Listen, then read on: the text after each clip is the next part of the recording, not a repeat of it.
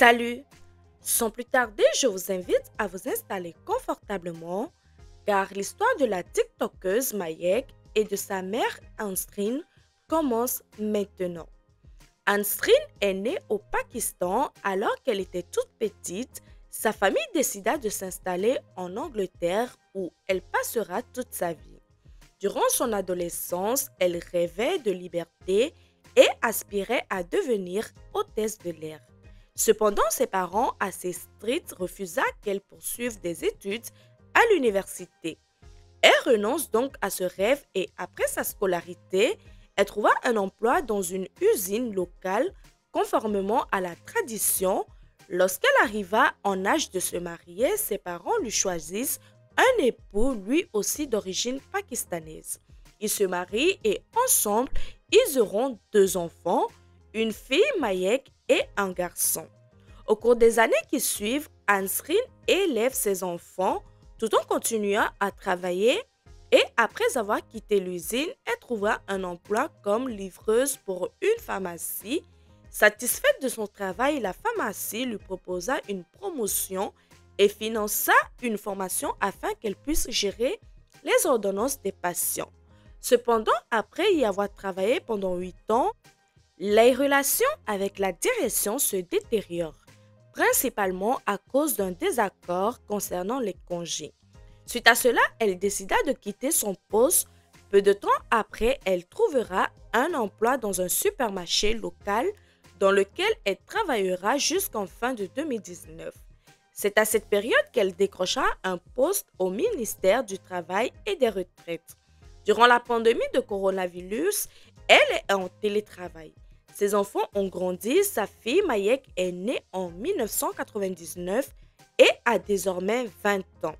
Depuis son adolescence, cette jeune fille extravertie a toujours été populaire.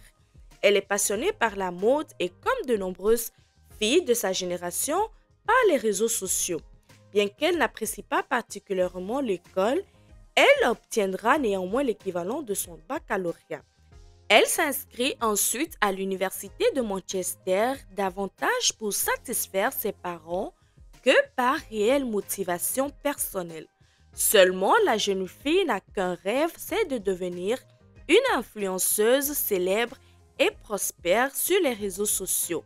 C'est ainsi que le 15 novembre 2019, elle publia sa première vidéo sur TikTok. Elle apparaissait aux côtés de sa mère avec laquelle elle est très proche. Mayek multiplie les vidéos se mettant tantôt en scène seule, tantôt avec sa mère ou son frère. Elle remarque rapidement que les vidéos les plus visionnées sont celles où elle paraît en scène avec sa mère. Parallèlement, elle ouvre un compte Instagram sur lequel elle partage ses tenues du jour. Peu passionnée par ses études, elle décida de quitter l'université lorsque ses réseaux sociaux commençaient à gagner en popularité afin de s'y consacrer pleinement.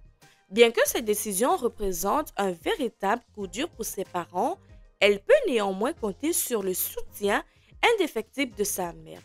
Lorsque Mayek commença à gagner en notoriété, sa mère quitta également son emploi au ministère pour gérer la carrière de sa fille. De nombreuses marques contacta la jeune fille pour des partenariats et l'argent commença à affluer. Elle est invitée à de divers événements à Londres, à Manchester et à Birmingham, sa mère étant toujours à ses côtés afin de veiller sur elle. Le cadre de certains partenariats des voyages lui ont offert et Astrid l'accompagna systématiquement. Elles passent énormément de temps ensemble et entretiennent une relation très fusionnelle. Consciente de la réussite fulgurante de certains sur les réseaux sociaux, la notoriété de Mayek devient un véritable espoir pour toute sa famille. Son père, initialement réticent, changea progressivement d'avis et encouragea sa femme à voyager avec Mayek. Il sait qu'il peut lui faire confiance et qu'elle pourra bien prendre soin de leur fille. Pour Astrid, c'est le début d'une nouvelle vie, elle qui avait été jusque-là une mère de famille tout à fait ordinaire, s'occupant de son foyer, de ses enfants, tout en travaillant durant la semaine, est ravie de ce tournant qu'elle trouva palpitant et n'avait jamais vraiment voyagé auparavant et ont passé toute sa vie dans la même ville. Aux côtés de sa fille, elle découvra plein de nouveaux lieux, les réseaux sociaux transforma radicalement sa vie. Au début de l'année 2020, lors du confinement, Mayek et ses cousines s'inscrivent sur une application nommée Hasard. Cette application de chat vidéo met en relation ses utilisateurs de façon aléatoire. Elle permet de se connecter instantanément avec des millions de personnes. Un jour, alors que Mayek et ses cousines sont en ligne, elle rentra en contact avec un jeune homme de 18 ans, Saqib, lui aussi d'origine pakistanaise. Il commença à discuter avec l'une de ses cousines, puis Mayek joint à la conversation. Sa cousine la présenta comme étant une influenceuse, TikTokeuse, et précisa que Ansrin, sa mère, est également dans la pièce. Le jeune homme salue les deux femmes. Ansrin est immédiatement séduit par Saqib et le sentiment est réciproque. Cependant, elle ne s'imagina pas un seul instant avoir d'autres contacts avec lui par la suite. 2 jours plus tard, Saqib, qui pense toujours à la mère de famille, retrouva le compte de Mayek sur Instagram. Il s'abonna en parcourant la liste de ses abonnés et tomba sur le compte de sa mère, Ansrin. Il décida de lui envoyer un message privé. « Hé, est-ce que tu te souviens de moi ?» La mère de famille lui répond « Non, je ne m'en souviens pas. » Dans cet instant, une conversation s'engagea entre eux. De fil en aiguille, Astrid, la mère de famille, se laissa emporter par ce jeu de séduction. Ils communiqua régulièrement et échangea rapidement leurs numéros de téléphone. Saqib la sollicite et régulièrement l'appelant jusqu'à 5 fois par jour et à 46 ans, Astrid est touchée et flattée par l'intérêt que ce jeune charmant lui manifeste. Sous le voile du secret, Ansrin et Saqib entacha une liaison dans le dos de son mari. Leur relation s'étend sur près de 2 ans, du début de l'année 2020 jusqu'à la fin décembre 2021. Ils se voient lors des fêtes, dans les salons à chicha, des restaurants ou encore dans des hôtels. Ces rencontres sont facilitées par les déplacements professionnels d'Ansrin à Londres où elle accompagnait Mayek. Elle lui propose de le retrouver là-bas pour des rendez-vous clandestins. Saqib, de son côté, est fou amoureux d'Ansrin et il la bombarde de cadeaux. Il va dépenser environ 3000 livres en 2 ans, lui offrant une Apple Watch, des chaussures, des vêtements, du maquillage, même si Ansrin ne lui demanda rien. Elle accepte volontiers chacun de ses cadeaux. Le jeune homme est fou d'elle. Et bien qu'elle soit mariée, il ne peut s'empêcher d'en parler à sa famille, à ses amis, avouant qu'il est complètement sous son charme.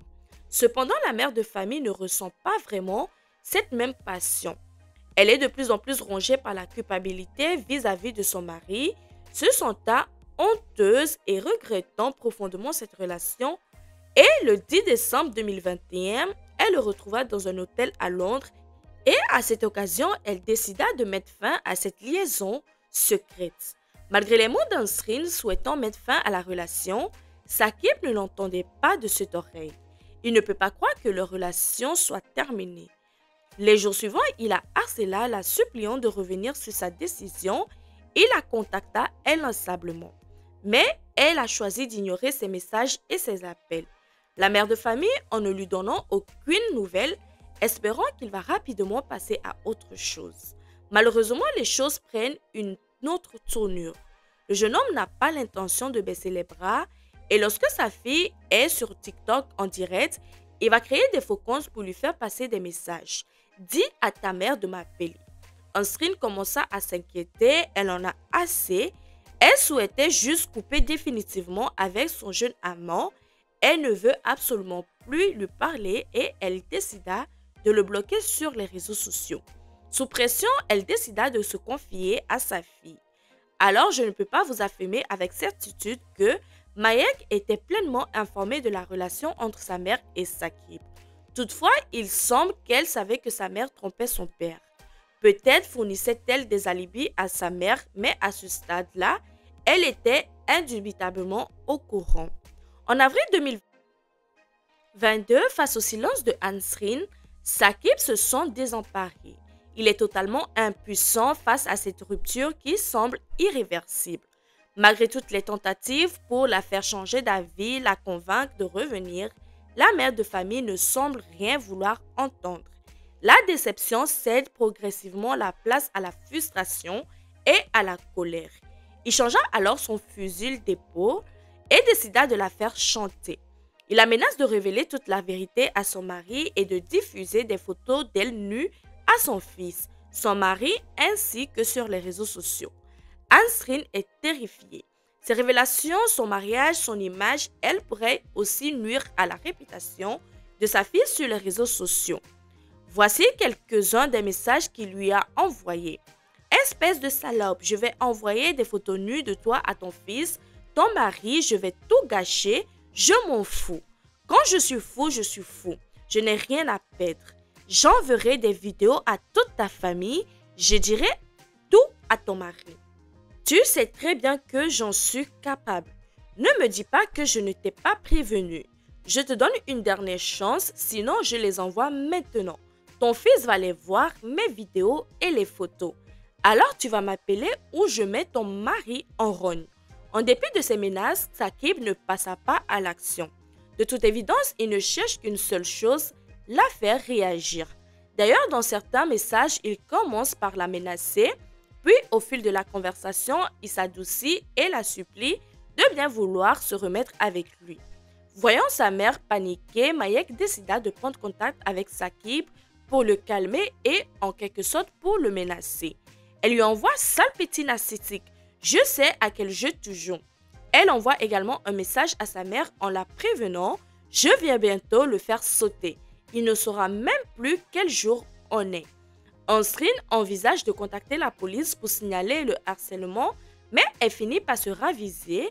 Elle ne veut pas que son mari découvre son infidélité, s'adresser à la police et qui voudrait l'admettre, et cela, elle ne peut s'y résoudre elle. Elle laissa donc sa fille gérer la situation. L'influenceuse promet à sa mère de régler le problème autrement à sa façon. Devant le refus de lui parler et de se remettre avec lui, Sakib commence à se faire une raison. Désormais, il n'a qu'une seule exigence, c'est qu'elle lui rembourse la somme qu'il a dépensée en cadeau. Pendant ces 2 dernières années, il souhaite récupérer les 3000 livres qu'il a dépensés pour elle et promet en échange de la laisser en paix. Avec cet argent, il envisage de prendre un billet d'avion pour le Pakistan afin s'y ressourcer, loin de son amour perdu. Seulement, Ansrin est inquiète et ne lui fait pas confiance. Rien ne prouve qu'une fois qu'il aura récupéré l'argent, il cessera son chantage. Après tout, il aura toujours des photos et des vidéos en sa possession. Mayek décida de passer à l'action. Elle contacta l'un de ses amis, un mécanicien de 28 ans, Rekan, pour lui demander de l'aide. Le jeune homme est aussi producteur de contenu et il connaît les 2 femmes depuis quelques mois. Il a d'ailleurs collaboré à plusieurs reprises avec la jeune influenceuse.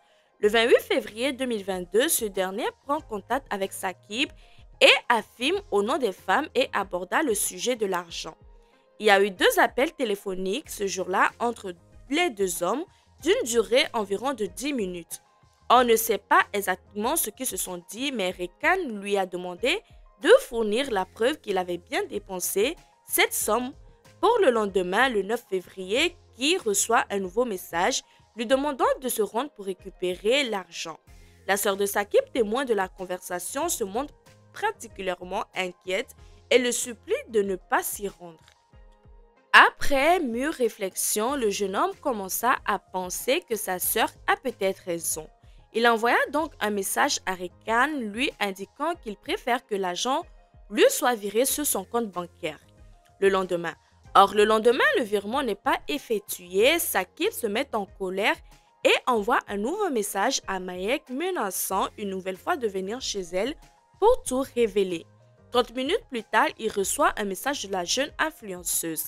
Elle lui informe que s'il souhaitait récupérer son argent, il devra les retrouver dans une commune proche. Sakib accepta cette proposition.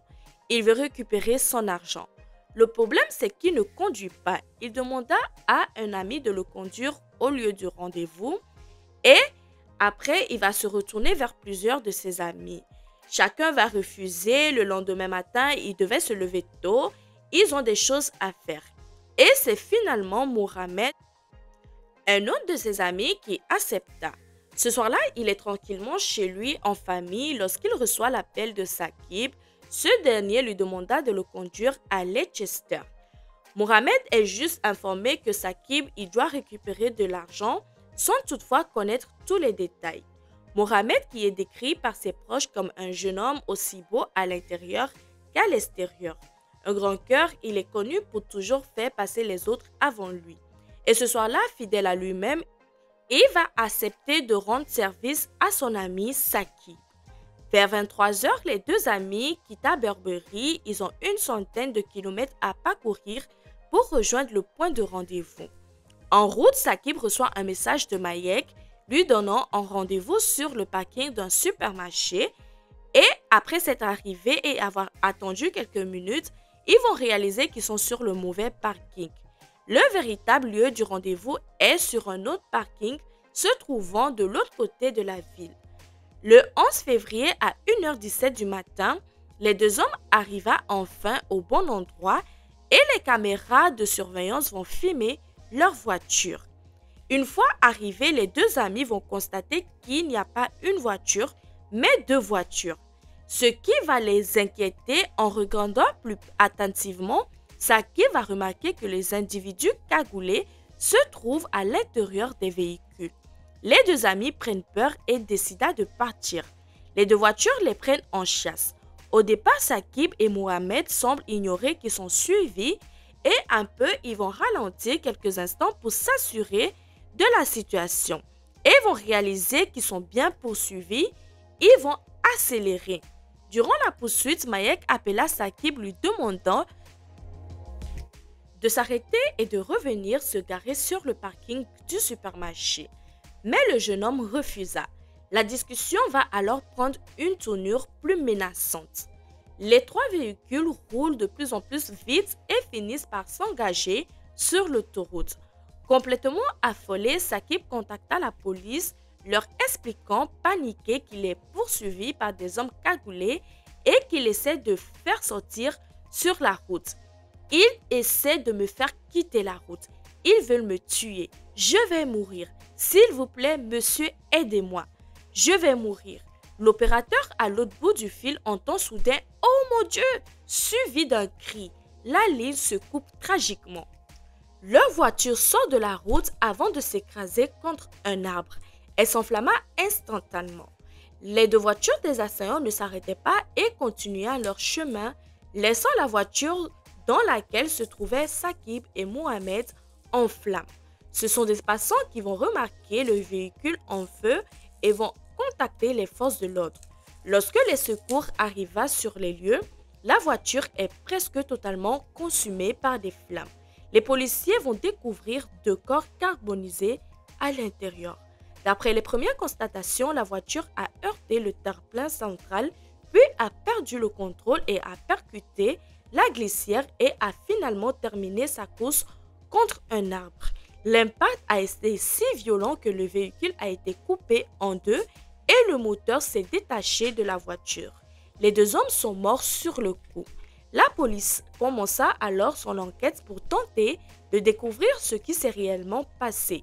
Et ils ne vont pas tarder à faire le lien entre l'accident et l'appel d'urgence que Sakib a passé dans lequel il a déclaré être poursuivi par deux voitures. Il avait même fourni les plaques d'immatriculation. Pour les enquêteurs, il est clair qu'il ne s'agit pas d'un simple accident de route. Ils vont décider alors d'exploiter les vidéos des caméras de surveillance. L'alerte est lancée et la police va se révéler très efficace. À 4h45 du matin, ils vont débarquer chez Mayek, l'influenceuse, et elle va pas hésiter à mentir. Elle va d'abord donner un faux alibi en disant que la veille, elle était à Nottingham. Et peine perdue pour elle car finalement, elle et sa mère seront arrêtées et accusées de meurtre. Durant les différents interrogatoires, ils vont tous mentir à l'exception de Mohamed qui a avoué la vérité. Tous les 8 qui étaient présents dans les deux voitures seront accusés de meurtre. Après la collision, aucun des deux véhicules ne s'est arrêté pour porter secours à Saqib et à Mohamed. Au lieu de cela, ils ont continué la route et ils se sont arrêtés un peu plus loin pour inspecter les dégâts sur leur véhicule. Ils ont ensuite récupéré l'autoroute en direction de l'est. Ils sont repassés devant la voiture en feu. Une nouvelle fois, ils sont passés sans s'arrêter. Finalement, une fois arrivés à destination, ils ont été filmés marchant ensemble dans la rue au petit matin. À ce moment-là, Mohamed s'était déjà éclipsé pour rentrer chez lui. Après cette séquence filmée, ils se sont séparés pour regagner chacun leur domicile respectif. En octobre 2022, le procès débute, mais il est rapidement interrompu en raison d'une irrégularité concernant le jury. Les accusés sont alors libérés sous caution, en attendant le prochain procès.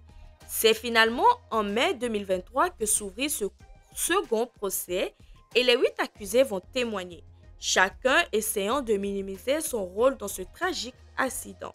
Certains prétendent qu'ils n'avaient pas l'esprit clair, ils avaient fumé de l'herbe et qu'ils n'étaient pas totalement conscients de la situation.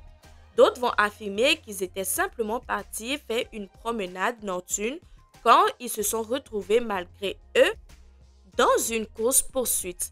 Seulement face aux nombreuses preuves accumulées contre eux, images de vidéosurveillance, constatations médico-légales, enregistrements d'appels, la défense peine à les disculper. Ils sont tous reconnus coupables de meurtre. Mayek a été condamné à la réclusion à perpétuité avec une peine minimale de 31 ans et 8 mois, avant toute possibilité de libération conditionnelle. Ansrin, sa mère, a écopé d'une peine à vie avec un minimum de 26 ans et 9 mois avant toute éventuelle libération conditionnelle. Ainsi, notre histoire se termine ici. Je vous remercie d'avoir regardé. N'oubliez pas de vous abonner, de liker, de partager. On se retrouve donc dans une prochaine vidéo.